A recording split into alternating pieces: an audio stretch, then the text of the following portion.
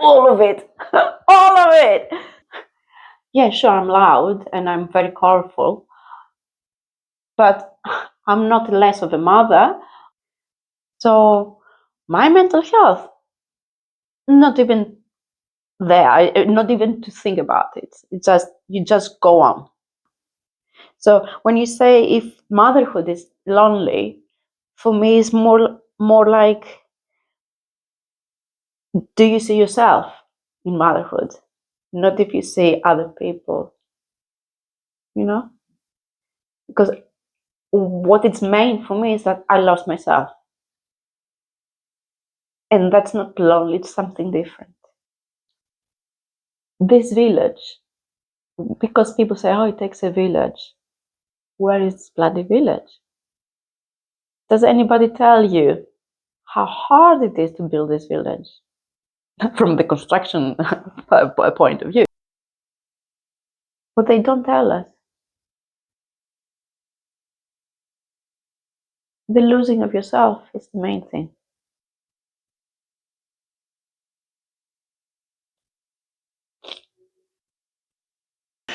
So, hi, Natasha. Hello. Thank you for being here today. I'll thank you later. Why don't you tell me a little bit about yourself and your family? A little. That's a good start. We are a community of 3 people. I can't say family, it's like so funny. So yeah, we are 3 people learning to live as a family all over the same time. My kid, he's turning 11 at the end of August. I've turned 50, going 51.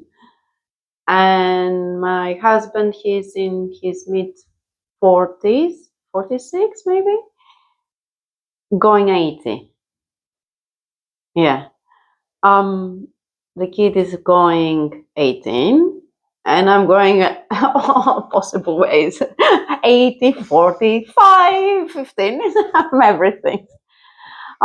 We lived in London the last 3 years. We've been previously Londoners, but without a kid. And we were young professionals. And we've done whatever it was in the papers for the young professionals in the late 20s, early 30s in this country. Homeowners, going, meeting friends. And then we left at that point London because my husband wanted to have the chance of doing something different, like I've done. I came from Greece as a grown-up, not as a student. And so we left for New York, and this is where we became parents. And we are less than a month away of going back to New York. That says it all. How London has treated us and how I don't think it worked for us. What do you think was the final step for you in realizing that London isn't working for you as a family? Oh dear God. There was a combination of things. It was the school system and the social aspect of being a young family in London. The school system is easier to understand for us. I have a kid that he is very creative, very inquisitive.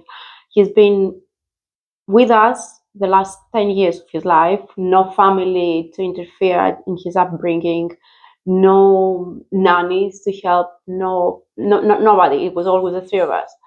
And we kept his pure heart the way he is meant to be. And we fought so far to keep him this way and not be influenced, or not fought with him though, right?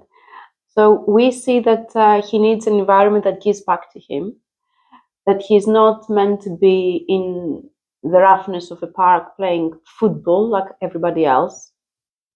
Major problem for us that we are not into sports.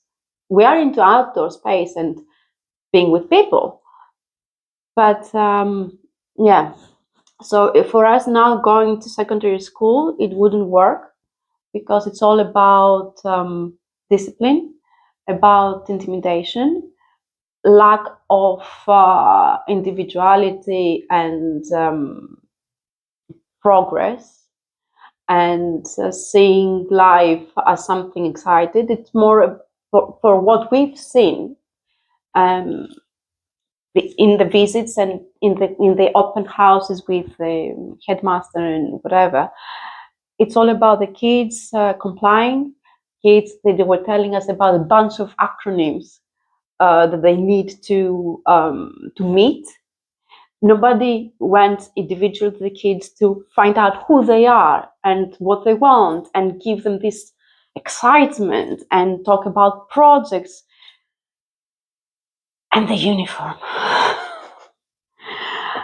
I cannot imagine my kid being in a uniform. But I know it sounds stupid, and I know it's a controversial thing. Not actually, it's a given thing. It's not controversial even in this country. It's a given that you don't have to have the stress. But yeah, but also you have the stress of the other people, for the other kind of kids that they cannot be with something stuck up on the on the neck, and they don't want to be like everybody else. They want to explore who they are, and all of a sudden, no, you have to be a herd. But most of all, it was about the fear and intimidation that we don't want him to feel. Yes to discipline, yes to manners and rules and everything else, but the way it was shown to us, I don't think it's worth it to have this suppressed kid for the rest of his years. And so that was one reason, the school. And of course, I have the option of going back because my kid has an American passport. My husband has an American passport now. I have a green card. So it was an option, of course. I don't know what it would have happened if we were not in that position, but that's another story, right? And so the other big thing that I saw, it was the pretentiousness of the British families around us. And I'm not talking about the religious people, that they don't really mingle, which we did try, but it was no avail. And it was good for what it was in the school, but life as a family and for a kid is more than going to the school. It's all behind it as well, and after it, and for 3 years we never had somebody opening the doors to us, apart from one kid the last year here and there when he had a break from his all activities and other people that he needs to see, it felt very isolating. We were always seen that like the newcomers or the people that were kind of different. Yeah, sure, I'm loud and I'm very colorful, but I'm not less of a mother or less of a serious person to be around. And yeah, it was tough. Of course, my kid, all these years, he tried the best for his abilities and his brain to be accepted. He was treated differently. Of course, he was being bullied, but in the kindness of bulliness, you know. He was accepted to a group of people only to be fooled, only to, like, they were playing games that were changed in the games throughout playtime, but not telling him. Or they will tell him, oh, you're too slow, or you're this and that and that. Like, we met with very unkindness. And because the parents, they were not close to us, they wouldn't really be able to interfere or know what was happening. So yeah. How has it affected you having a creative child and feeling judged? How has it affected your mental health? it's not only the fact of the mental health, it's also the practicalities of the everyday life. I didn't go, I could have gone back to work now that I'm in England, right? But I wanted to be next to him when the school was finishing, and I needed to undo what was been doing to him. And it wasn't like serious things, but it was every little thing that a kid can understand if he has the capacity, and he does. He has developed a very big capacity of empathy, and he was the person telling me, I don't want to see, I want to see the kindness in people. I can't see what you're seeing. But he had things that were happening during his days. So all of this made me stay at home more and more for my kid. I didn't want just to leave him like that. And mainly I didn't want, because I didn't want him to be affected and start changing to something that he was not, living a life of the lie of the other families, because that's what happens to kids. They take things from the others, not knowing how to deal with the situations, because he wants to fit in. He's a single child, so he wanted to be accepted. He wanted friends at all costs. So my mental health, not even there, not even to think about it. It's just, you just go on. Well, at least I did. I could have not, but this is not who I am. And I've been with him for 10 years as like no other else. And it would be as a defeat to just start doing things. Oh, because now he's going 10, or he's 8, or he's in England, he's not in New York. But no. So I didn't even think of what I'm doing or how I'm doing. I tried to find a way of working for an old boss as a fill-in for paternity leave for his office, or I did something new, just as to give also an excitement for my family that, look, I'm doing something different here. We're all trying something all together. You can help me as well by being this and that and that. I did, but not to sustain an income, of course, or a full-time job, because it was impossible. And it's not only my kid. My husband needed support, because after COVID, his brain, it started behaving like an 80-year-old person, and it was in the studies that this happens. That in certain cases, the brain aged dramatically. So I was there for him, but not that he expressed it, but I felt I needed to be there for him. Otherwise, he wouldn't have anybody to talk to, or to remind him that there are other things and work. Because he kept his American jobs and American hours of working, so he ended up being at home at all time. So yeah, that's the story so far. So whilst you've been taking care of your husband and your child, who's been taking care of you? One of my favorite quotes of a movie from the 1950s is that I always depended on the kindness of strangers.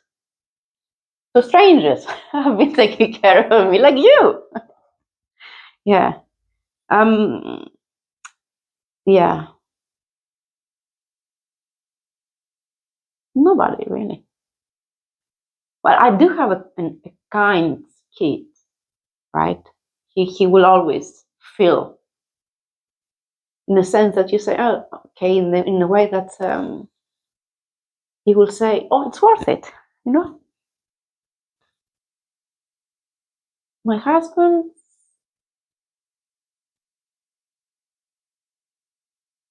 in his head, in his Britishness, he will say yes, because he was the one working, providing. That's who they are. My mom, she was never this kind of person, and I don't want her to know the truth.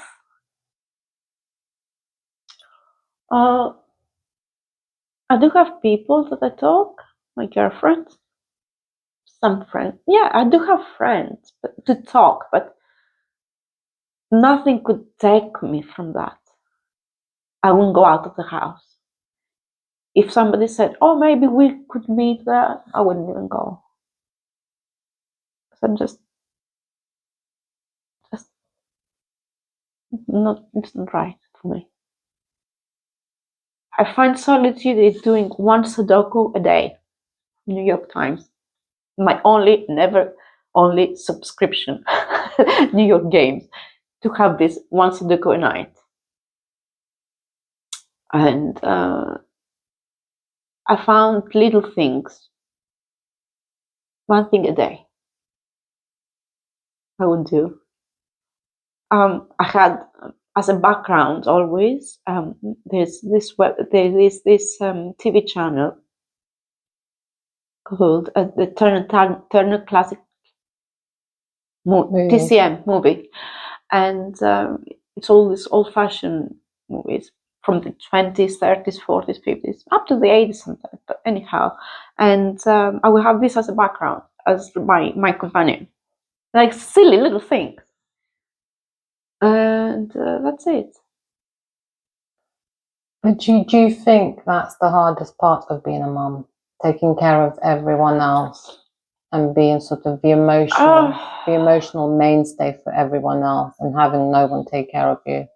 Not really. I only say that because I didn't grow up to care for myself.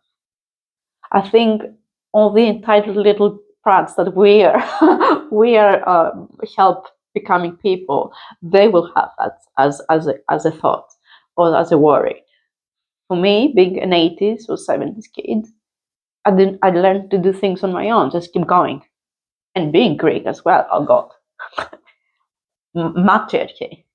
She takes care of the whole house and all that load, right?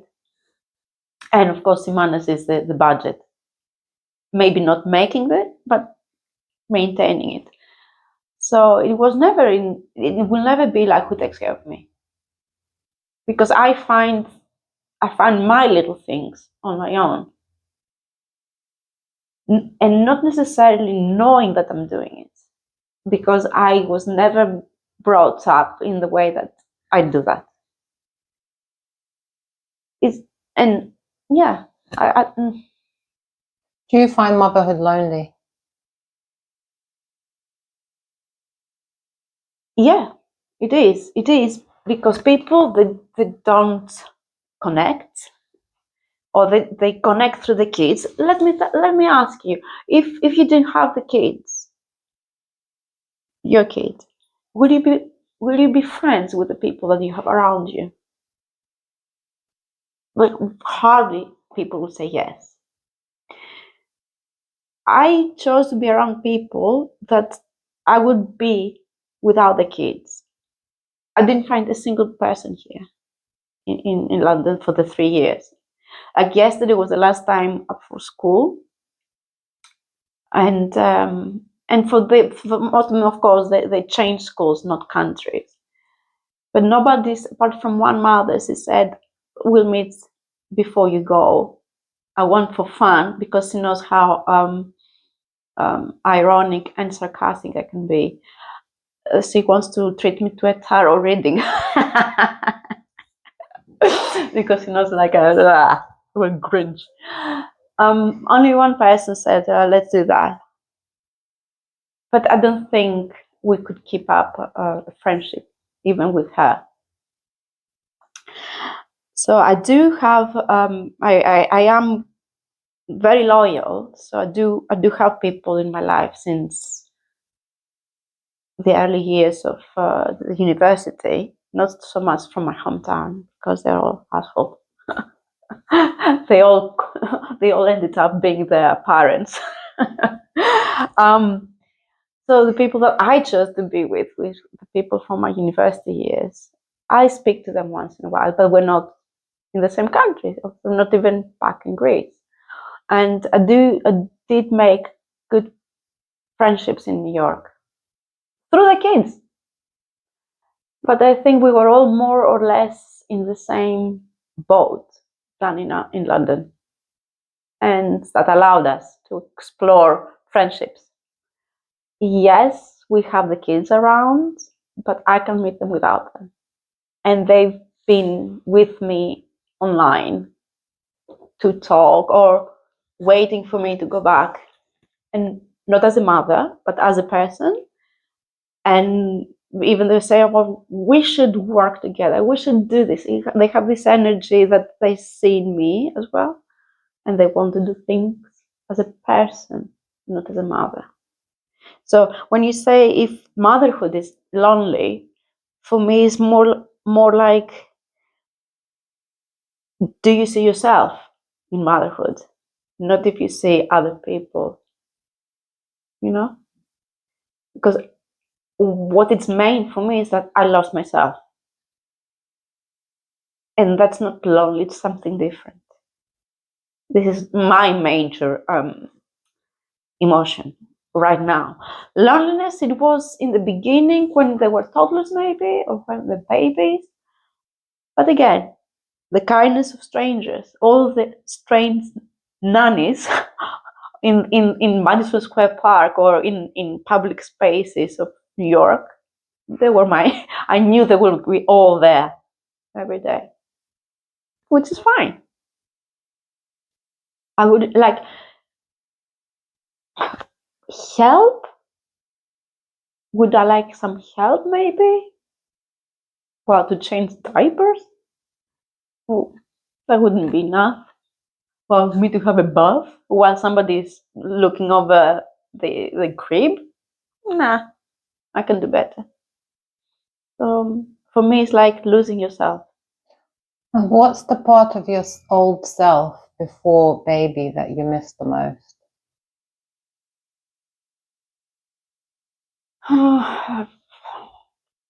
Also, maybe more specifically, how do you feel motherhood has changed you, and what do you miss about your old self?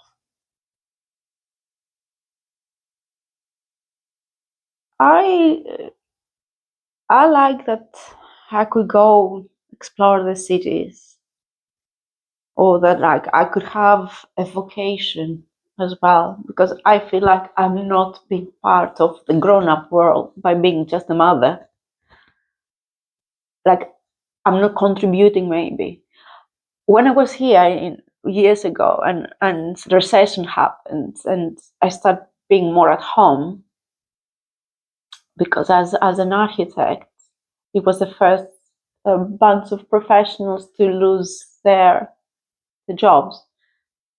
I didn't have a job per se because I was working freelance with other small group, but I gave my salary and my time to somebody that didn't have the means to support yourself.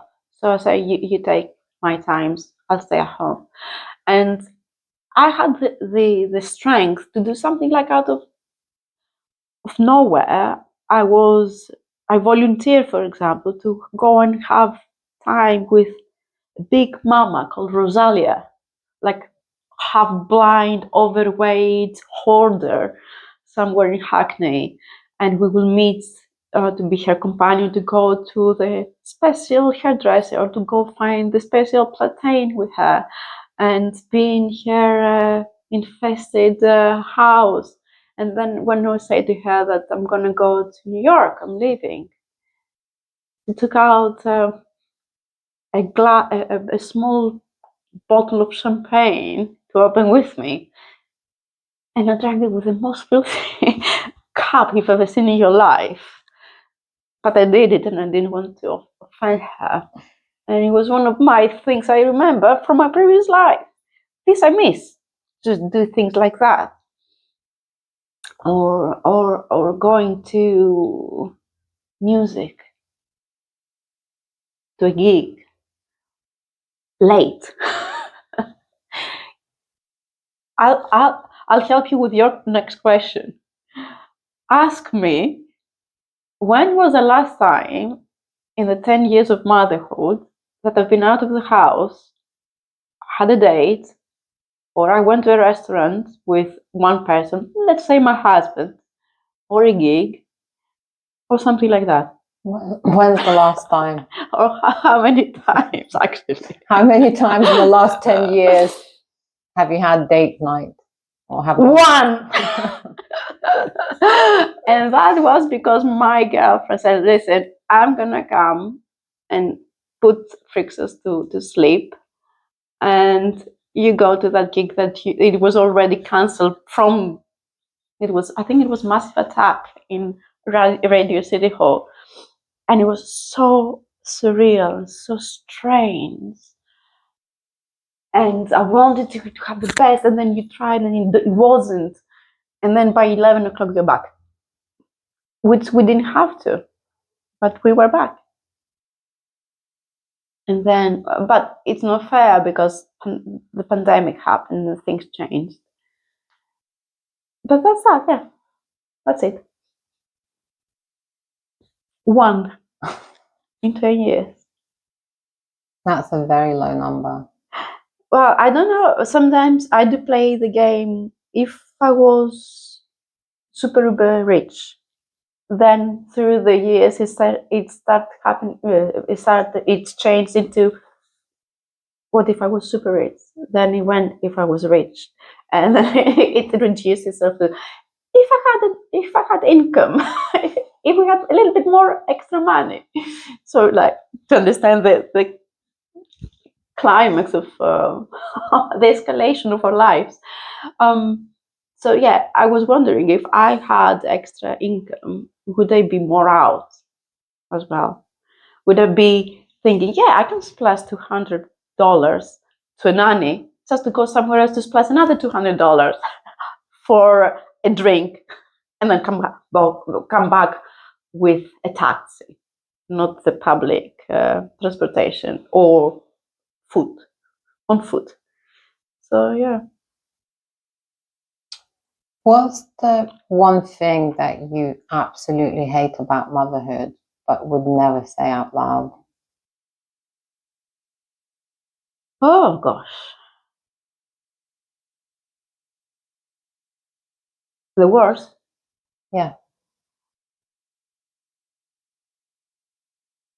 It doesn't have a timetable to know that, like, okay, now you. Okay, let me rephrase. I do like structure, even if I don't look like that. And I do like a good schedule. You see me, like, I time everything. I always did that. I love lists. I love straight lines. People say you like control in that way, but I don't like control for you. I like control for me, because I can fit more things inside it. So I don't like this. But I don't know what's going to happen next, because this is how I lose myself. Like, it's the equivalent of other people say, oh, I did the shopping, and then the husband goes and he uses all the ingredients with one go. I said, dude, that was for the whole week and you did it for one. This is like kind of motherhood for me.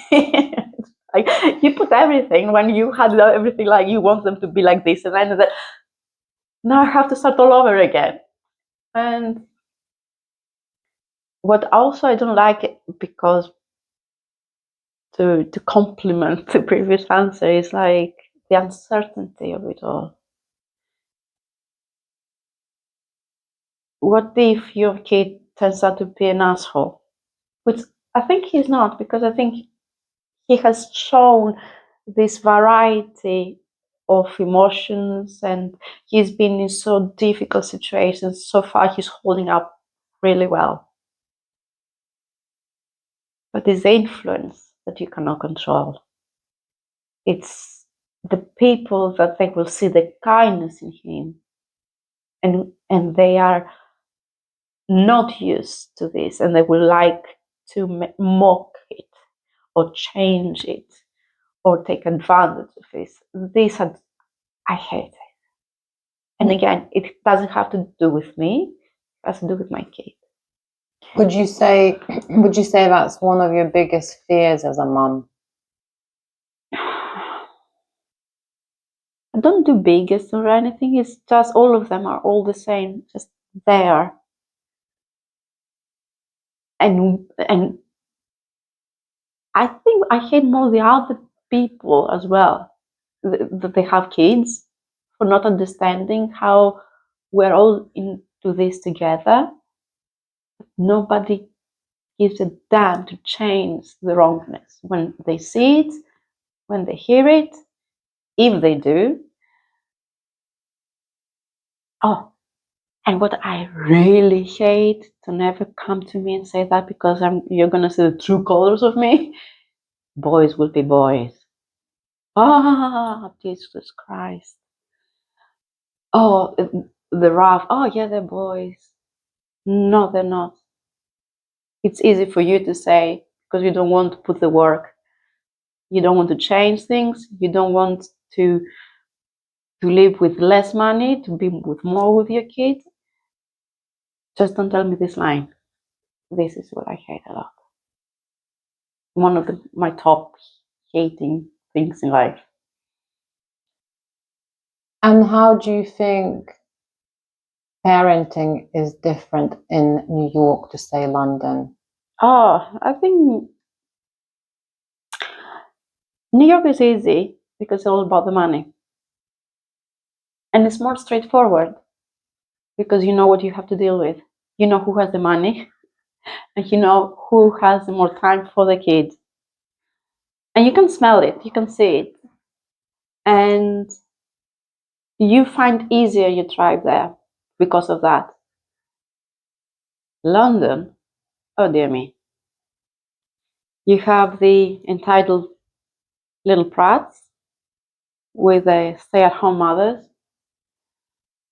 Then you have the parent that they do work all the time and so they never see.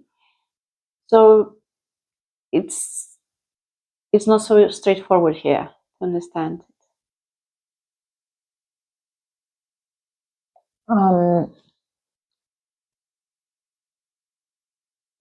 What's something that you feel judged for as a mum?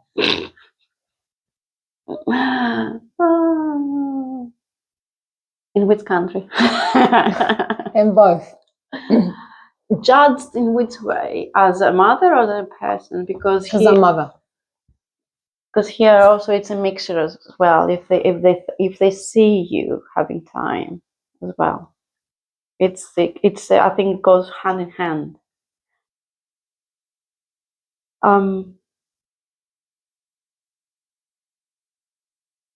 They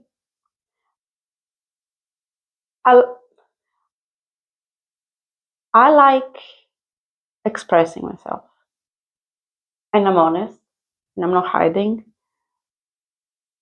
Well, I might hide my sadness, but I'm not gonna hide other things. So when they see me, they see this exuberant, bubbly, colorful person that levels with them, levels with the kids, that can be funny, but that can also be very judgy, or can be very strict. I can shout at people.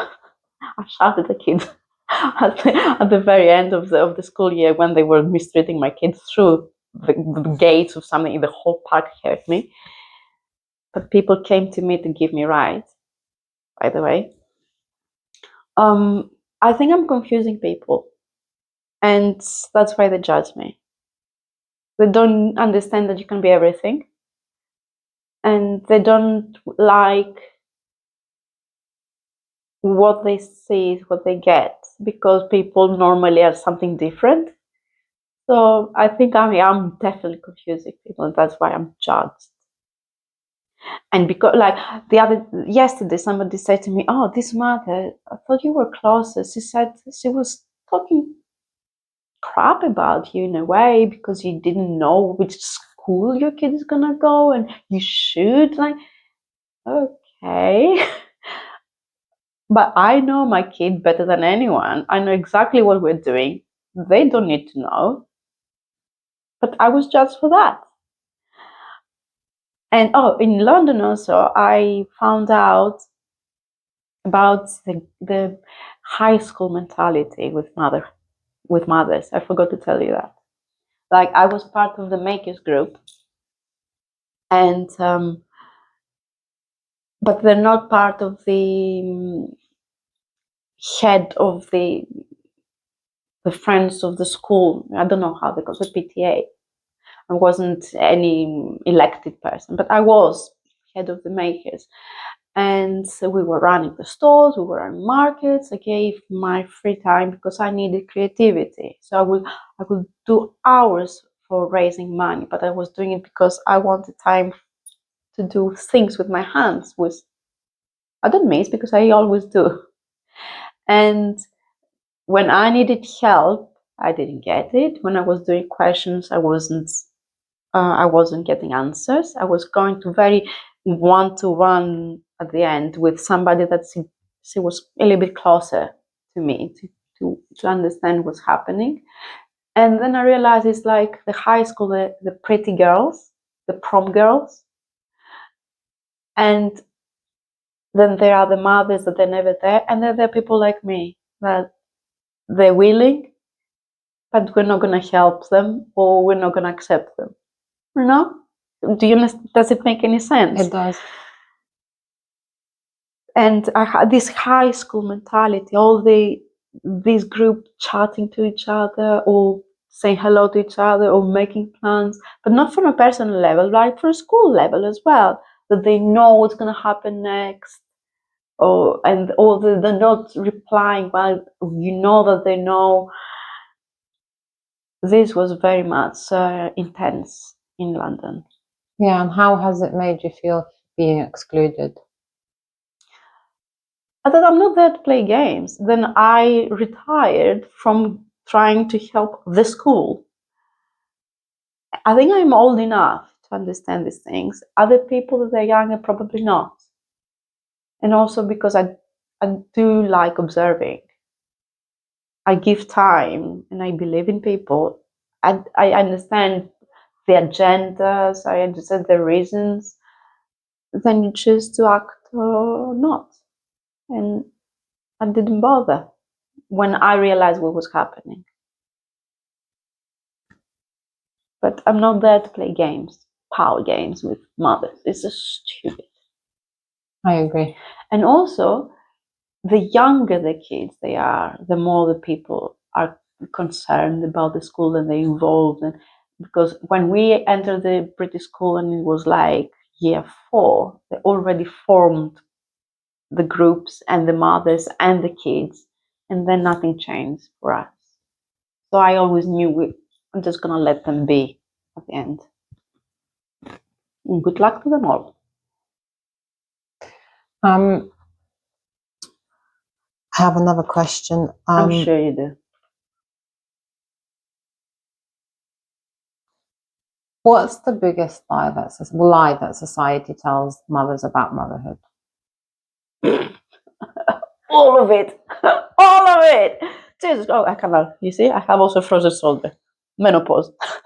Nobody talks about that as well. No one talks about that. But when I mentioned it, oh, my mom had it. Oh, my aunt had it. Yes and yes. And now your friend has it.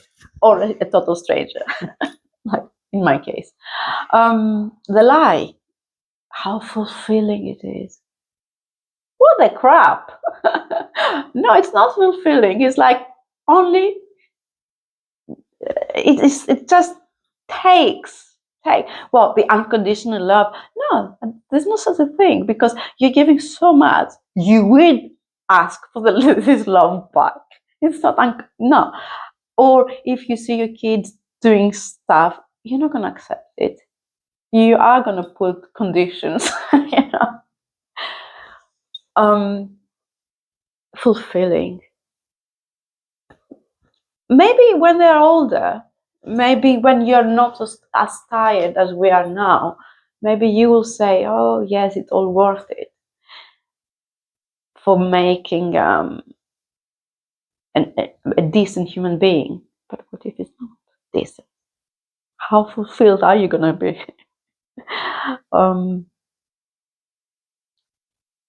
This village, because people say, oh, it takes a village. Where is this bloody village? Does anybody tell you how hard it is to build this village? From the construction point of view, it's. I've seen, for example, my husband. He hasn't connected to any parent. He doesn't even connect with his own family. The years that we've been here, but that's another story. That's about Britishness, not about parenting or motherhood. It takes so much effort to build this village. And if you have parents around, do you really want them to pass on the generational traumas to your kid? Are you happy the way you grew up to have them doing things to your kid as well? Because it's not necessarily that they learn, that they are different generations. Like we are like different from one year to the other, let alone the older parents, the grandparents, you know. And then you have to spend money if you don't have that, and then it's all a vicious circle. It's like endless. Do I see anything happy happening? Is there anything positive? Sure, my kid has a great sense of humor, at least, and he's good in the eye, so aesthetically pleasing. What can I say? Yeah. Do you see anything of your mother in yourself as a Oh mother? my God! Yes, I do, of course. I'm feeding everybody. I've caught myself being neurotic because she couldn't communicate with her husband, and she grew up, and she still is like that, hiding from society what people will say. So she felt like her home is where she's letting it all go, you know.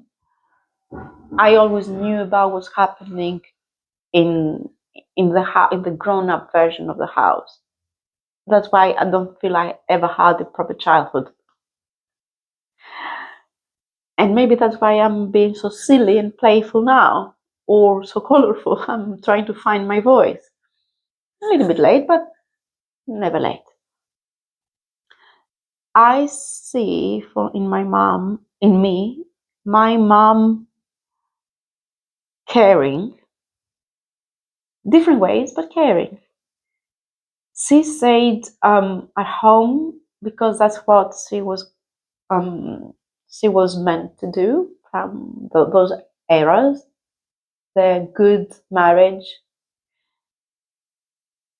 and the wife at home. She never rebuilt her life because for the kids. She wanted to be there. But mainly what I see is her being neurotic when her personal life is falling apart. Otherwise, and also I'm tidy as my mom. What if somebody comes unannounced at home? Nobody comes unannounced in this era anymore, but I will have everything tidy. Dusty, maybe, but tidy. I'm going to always have a tidy house. I don't tell my kid to comb his hair or to wear whatever she was giving me. He's doing it. He's taking things from me. So yeah, I don't know. I think being neurotic is what I see in my mom, in me. And what about the differences between you and your mum, especially when it comes to parenting and being a mother? What are the differences?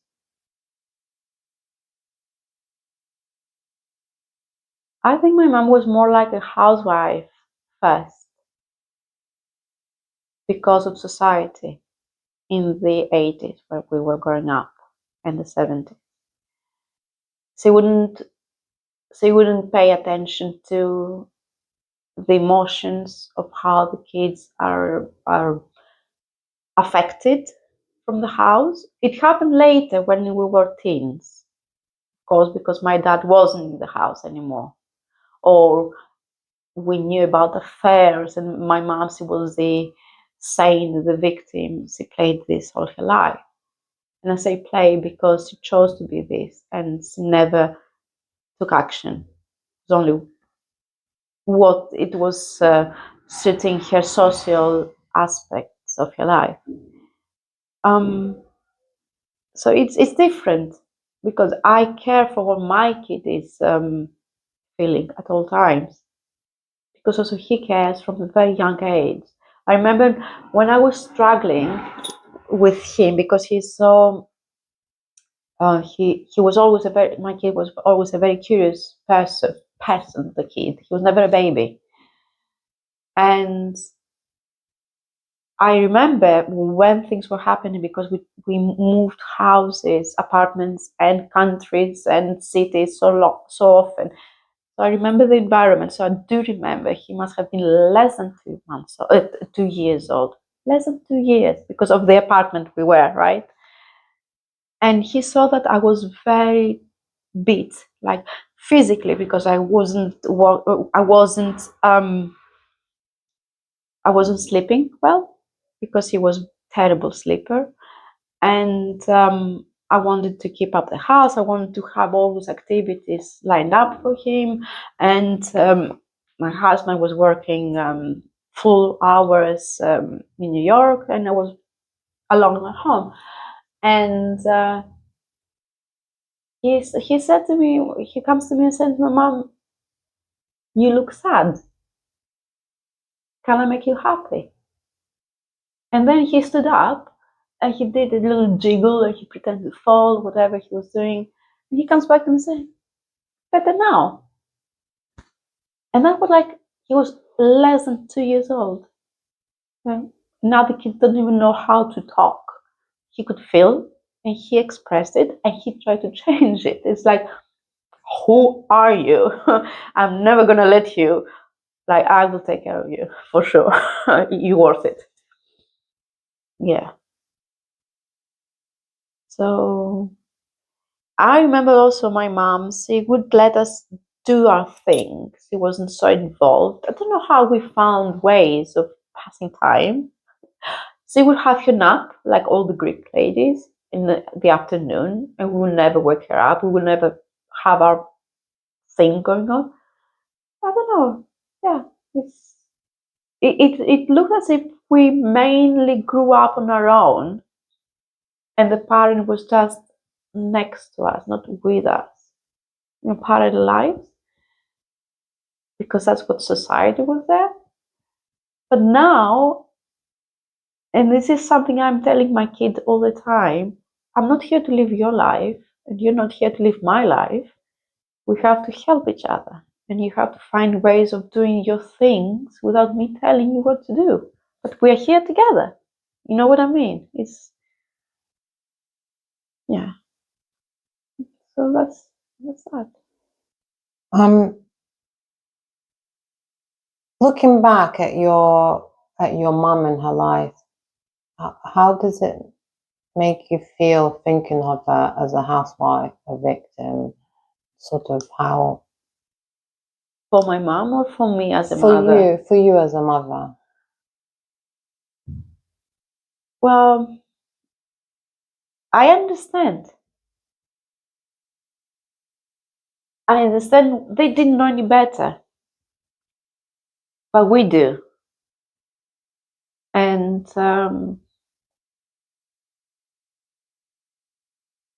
I I'm worried that I'm taking sometimes the child of my child for him being so close to us as adults. That's my worry. Am I ruining his childhood? because they should be carefree, and they're not. But then again, if they don't know from us the worries and the raw reality of life, even now that they're like young, they will find out anyway because of social media, or from an asshole that's going to come to them and they have more knowledge because they have an older brother or an older sister. So I worry about his childhood. I would have liked him to be this carefree young little kid, but he's not. And I don't want him to have new generational trauma coming to him, which is going to be disguised by the plethora of online information or other people. So it's going to be a mixture of things this time. It's not only coming from the family. That's my worry. It's one of the reasons why you really want to protect your son's peace and carefree childhood existence, because it's something that you didn't have as a child. I did, but I don't consciously doing it. If anything, I repeat it by letting him know things. I think I would have done the same thing for anybody, like my friends or another kid if they're in my care. I will worry the same, and I will do the same things to anybody, and just don't differentiate anything because he is my kid, who I am, and it's part of life, you know? Yeah.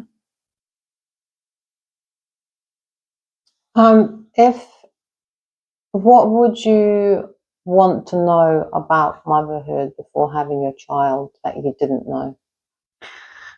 That you'll never sleep. That's everybody says that. But you will stop worrying when they're 18. You'll never do that.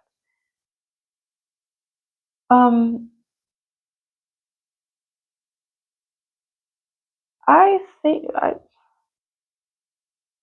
what they don't tell us,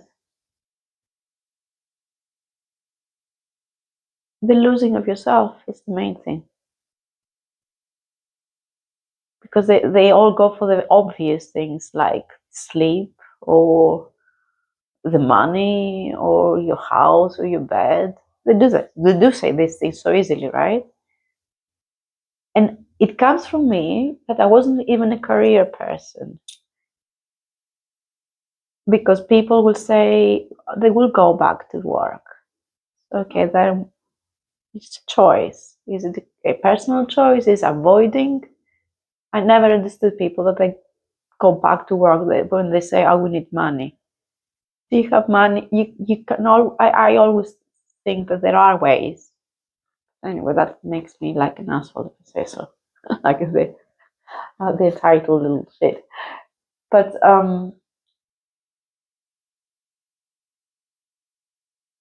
losing your identity is a major thing. Because for me, my identity wasn't a work placement, that I'm not there anymore. I'm not the I'm not a different daughter to my mother, but myself, as I know him for so many years, I'm lost. That's the major, yeah. And I think that's what happens also when people are falling apart in their marriage. They're losing themselves, and then they don't have the strength to find where this little person is again. What do you think it would take for you to find yourself again? It's always money, isn't it? Because it gives you time. It gives you time. You can put your kid in a good after school or a tutor, or it buys you time to be with yourself. Money. That's raw, but that's what you want to hear.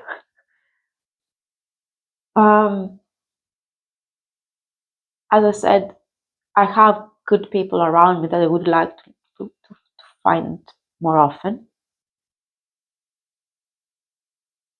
But again, they have different priorities, which mainly is work. Yeah. And lastly, I think, if motherhood came with a warning, what would it say? Warning? Yeah, what would it say? Don't do it. It's overestimated. Oh my God, I say that to people. Shoot me. But I see, they say to me, oh yeah, we're expecting that. Are you sure? Why? What do you think is going to give you in your life? Are you going to be strong enough to see it like when the reward is coming? Will you be able to see it coming? Will you have the strength? So no, I did say, or when they say, oh, they used to say to me, my God, what have I said in my life? They used to say to me, oh, what a beautiful little guy. I said, yeah, he's for sale. Do you want him? Yeah. I would say don't do it. And that comes from a parent that loves to be their child. That's a wonderful human being. But motherhood's not for everybody. I know I have strength.